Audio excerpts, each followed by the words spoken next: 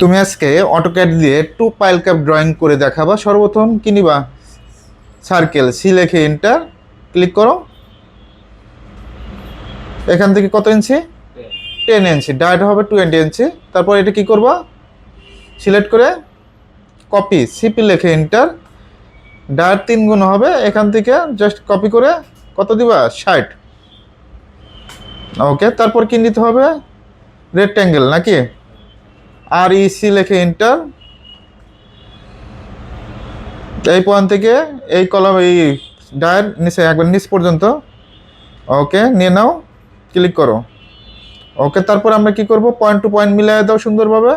Select করে এই point থেকে এই কর্নার ক্লিক করবা, এই কর্নারে এসে মিলিয়ে দিবা। স্কিপ দাও, একইভাবে ওই পরের কর্নারটা মিলাও। ওকে, তারপরে কি কাজ করতে হবে? অফসেট 10 ইঞ্চি নিয়ে নাও, ও লেখে এন্টার, 10 লেখে এন্টার। তারপরে ভিতরেটা কি প্রয়োজন আছে? সিলেক্ট করে ডিলিট করে দাও। সিলেক্ট করে ডিলিট। তারপর এটা এয়ার কংক্রিট করে দাও। এয়ার কংক্রিটে ক্লিক, জাস্ট ক্লিক করবা, এদিকে ক্লিক করবা,